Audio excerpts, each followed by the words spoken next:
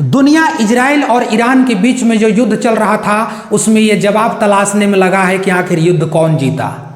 दुनिया इस बात के टेंशन में है कि आखिर अरब का सुपर पावर कौन बन गया। दुनिया इस बात का टेंशन में है कि वो अमेरिका और इजराइल को आंख दिखाने वाला ईरान आखिरकार इतना ताकतवर कैसे बन गया।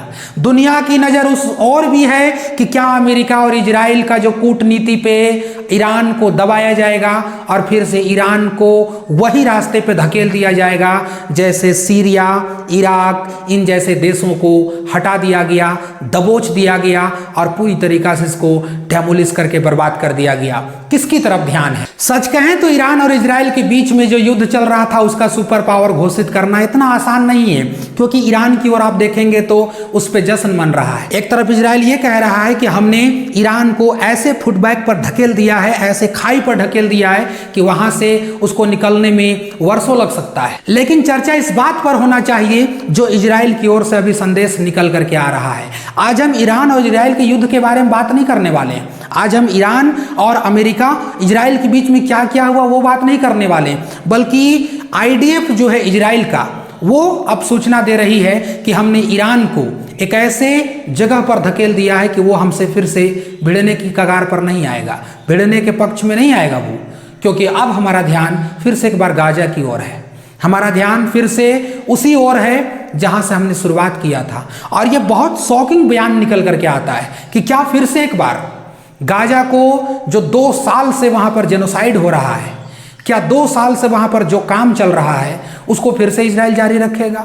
क्या फिर से शहर का शहर सड़कों पर बम और स्कूलों पर, हॉस्पिटल पर लगातार गोला की बरसात किया जाएगा? मासूमों को फिर से मलबों से, कचरों से उठाने का समय आएगा? जिस प्रकार से इजराइल की आईडीएफ इस बात को कह रही है लग तो वही रहा है, लेकिन पूरी दुनिया की नज़र इस पर नहीं जा रही है।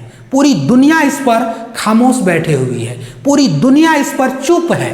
और हम जैसे लोग भी इस बात पर कुछ नहीं कह पा रहे हैं कि युद्ध हुआ, अपने आसार पर ख़त्म हुआ।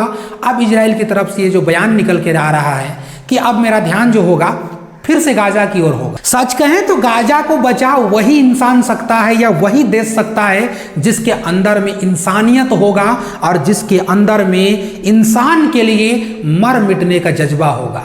वही देश इसके आगे आएगा और वही कहेगा कि ये जो कुछ भी हो रहा है गलत हो रहा है, नहीं होना चाहिए ऐसा। लेकिन क्या आप उम्मीद रखते हैं कि अरब वाले ऐसा करेंगे? क्या आप उम्मीद रखते हैं कि अमेरिका का कोई एक भी बंदा आएगा और ये कहेगा कि इजराइल जो तुम गाजा में कर रहे हो वो सरासर गलत है, इंसानियत को शर्मसार करने वाला है, तुमने जो किया वो एक प्रकार से जेनोसाइड है? क्या आज के डेट में किसी व्यक्ति में ये हिम्मत बच गया है जो इजराइल को ये कहे, संदेश दे कि तुम जो कर रहे हो वो गलत है? ये गलत है, ये कभी नहीं होना चाहिए। सच बात कहें ना तो बहुत अटपटा लगता है, आपको भी सुनकर के अटपटा लगेगा। तो आप कहोगे फिर क्या अटपटा लगेगा? हम यही कहेंगे कि जब इजराइल ने ईरान पर हमला किया उसके हर एक सुप्रीम लीडर को, IRGC कमांडर को उसने घर में घुस घुस के मार दिया। आप यकीन कीजिए इजराइल ने जितने भी ईरान के टॉप कमांडर थे उनका बेडरूम तक मिसाइल घुसा घुसा करके मार दिया। लेकिन अब जरा सोचो, 2 साल से इजराइल हमास की तरफ युद्ध करने में अग्रसर था। हमास ने जो उनके लोगों पर आके अटैक किया, बहुत सारे लोगों को बंधक बनाया, इसका फुल्ली तरीका से कंडेम्ड है, फुल्ली तरीका से कंडेम्ड करते हैं। नहीं होना चाहिए ऐसा, आम इंसान पे ये चीज़ नहीं होना चाहिए। और इसके बाद इजराइल ने छेड़ा था हमास के खिलाफ में युद्ध। लेकिन सोचिए जरा ध्यान से कि ईरान के इतने टॉप कमांडर को इजराइल उसके बेडरूम तक में घुस के मार देता है, लेकिन हमास के ठिकानों को तबाह नहीं कर पाता है, हमास के एक भी लीडर को नहीं मार पाता है। इसका रीज़न जानते हैं? इसका रीज़न यही है कि हमास की आड़ में पूरी की पूरी गाजा को, पूरी की पूरी फिलिस्तीन को बर्बाद कर दिया जाए। पूरी गाजा को इस कदर बर्बाद कर दिया जाए कि उसका नाम लेने वाले दुनिया में नहीं बचे। जिस अमेरिका जैसे कॉलेज में, यूनिवर्सिटी में, अमेरिका में ये कहा जाता था, जो दुहाई दिया जाता था कि अमेरिका वो देश है जो हमेशा विरोध करता है जुल्मों का, हमेशा विरोध करता है जुल्म का। बहुत सारे प्रोटेस्ट भी होते थे, बहुत सारे बैनर निकाले जाते थे, लेकिन आज कोई ऐसा कॉलेज बचा है जिसमें इजराइल के खिलाफ, जायोनिस्ट के खिलाफ एक भी बैनर आपको दिख जाए, एक भी आपको प्रोटेस्ट दिख जाए, एक भी यूनिवर्सिटी का कोई बंदा मिल जाए जो इजराइल के खिलाफ में बोल दे, आपको जेल जाने जैसी नौबत और आप पर ही सवाल और जवाब का अंबार खड़ा कर दिया जाएगा। आप नहीं बोल सकते। आप पूरी दुनिया से एक इंसान ऐसा निकाल दें जो कह सके कि ये गलत हो रहा है। अरब तो क्या, जो पश्चिमी कंट्री जो कहते हैं कि यह सब चीज़ गलत होता है, आज इजराइल के खिलाफ में एक शब्द कोई नहीं बोलने वाले। लेकिन असमंजस इस बात पे है, इस बात पे सवाल आकर के अटक जाता है कि जो इजराइल ईरान के टॉप कमांडर को उसके बेडरूम तक में घुस के मार सकता है, क्या हमास को टारगेट करके नहीं मार सकता है? तो फिर क्या हर एक व्यक्ति उसको हमास दिखता है? क्या छोटे छोटे बच्चे हमास नजर आते हैं? क्या हॉस्पिटल पे इलाज करवा रहे, अस्पतालों पे इलाज करवा रहे वो मजलूम इंसान जो किसी के ब्लड चढ़ रहा हो, किसी के अंदर पानी चढ़ रहा हो, कोई डायबिटीज का शिकार है, तरह तरह की बीमारी से बेड पर लेटा हुआ है, उसको भी हमास नजर आता है इजराइल को? क्या नजर आता उसको है? क्या स्कूल पे पढ़ने वाले सभी छात्र, सभी टीचर के आंखों पर या चेहरा पर इजराइल को हमास लिखा हुआ दिखाई देता है, जो लगातार उन सिविलियंस पे टारगेट करता हुआ जाता है? तो फिर हमास कहाँ है? इजराइल ने मान लिया है कि फिलिस्तीन के हर एक लोग हमास हैं, गाजा के हर एक लोग हमास हैं, इसलिए वो उस पर बम बरसा रहा है, इसलिए वो बार बार कहता है कि हमारी ध्यान फिर से अब कहीं नहीं है बल्कि गाजा की ओर है। और पूरी दुनिया को जो संदेश देने वाले, जो सेकुलरिज्म का पाठ पढ़ाने वाले जो देश हैं, वो आंखों पे पट्टी बांध लिए हैं और मुंह पे ताला मार लिए हैं।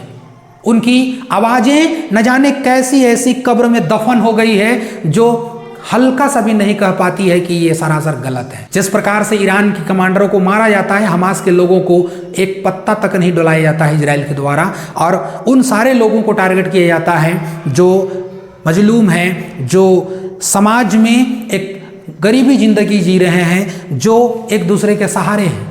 कभी भूख से मार दिया जाता है, कभी गोला से मार दिया जाता है, कभी छत ढहा करके मार दिया जाता है, न जाने और क्या क्या तरीका है। लेकिन एक हमास नहीं मारा जाता है, ये इजराइल की खुफिया एजेंसियों के द्वारा। ये वीडियो उस पर है।